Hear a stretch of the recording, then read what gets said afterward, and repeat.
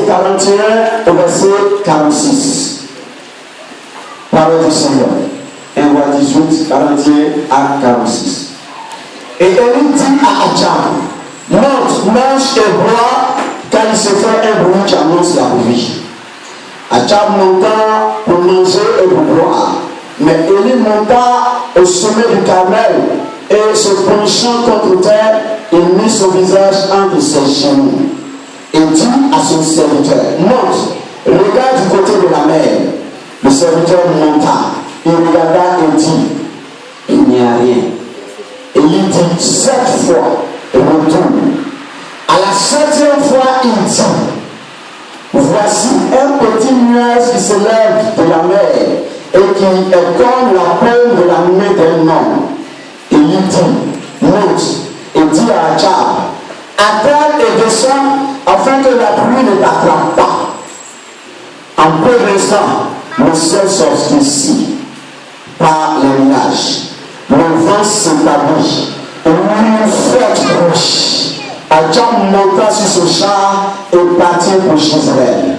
Et la main de l'Éternel fut sur Élie, qui se saignait les reins et courut devant Achab jusqu'à l'entrée de Jezreel. Est-ce que quelqu'un peut acclamer cette parole du Seigneur?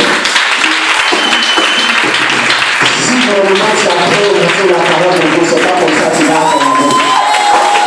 Si vraiment tu as pris, il n'y a pas de production. Quand il n'y a pas de pluie, il n'y a pas d'avancement.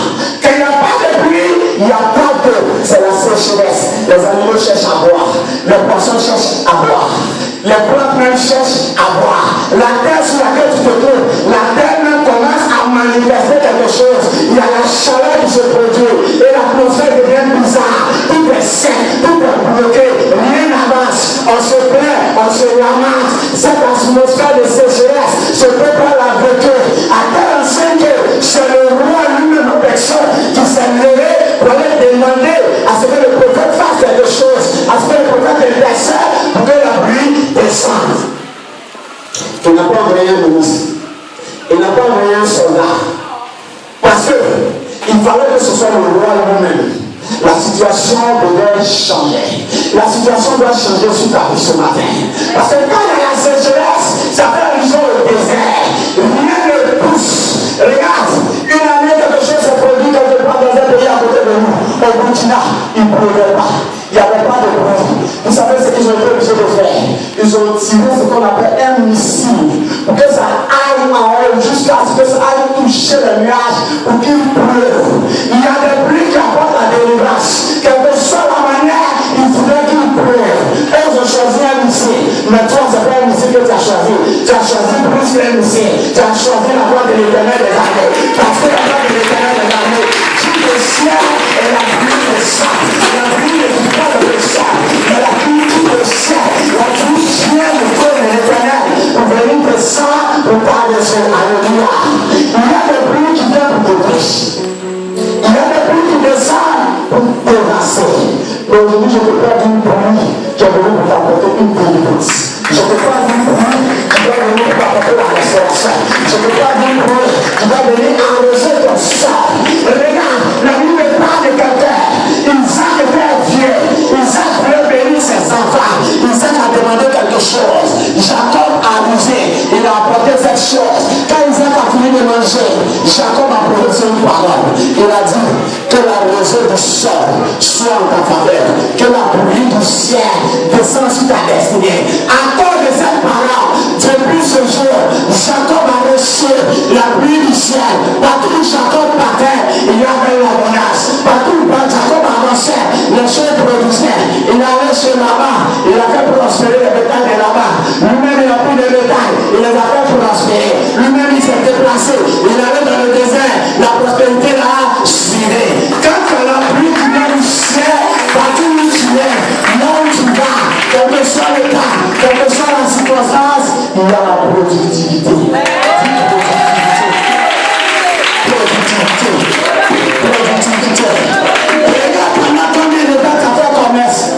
Est-ce que tu as eu mon fils? Regarde pendant combien de fois tu as cherché le mariage. Est-ce que tu as eu d'autres? Regarde pendant combien de temps tu as cherché même un fonds pour financer ton commerce. Est-ce que tu as eu une promesse? parce qu'il n'y avait pas la pluie. Tu n'as pas reçu cette pluie qui descend du ciel. Tu n'as pas encore reçu cette pluie qui va venir pour enlever la sécheresse. Vous savez, quand la pluie tombe sur toi, tu commences à être bien mouillé. Il y a une fraîcheur qui est là. Et la fraîcheur appelle quelque chose dans ta vie, la joie. Et cette joie-là déclenche quelque chose qui est la productivité. Alléluia. Quand il n'y a pas de pluie, regarde un peu la saison sèche. Quand il y a la saison sèche, tu regardes les toitures.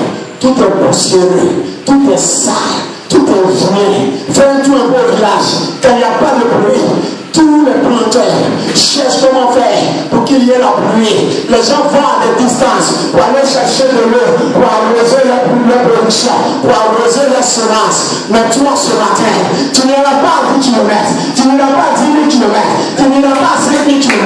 Tu es assis dans la maison de Dieu. La pluie descendra. La pluie descendra.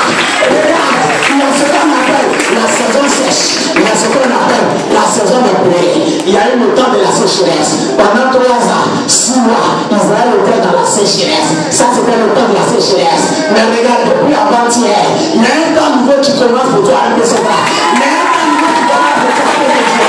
C'est un temps de pluie qui s'annonce. Un temps de balance. Un temps de gloire. Un temps qui te demande à changer. Un temps où tu ne seras plus la même personne. Regarde. Quand il pleut au village, après la pluie, les arbres étaient secs, la maison était sale, tout ce qui était venu à voir commence à regarder. Il y a la beauté qui s'installe, il y a la couleur verte qui est le symbole.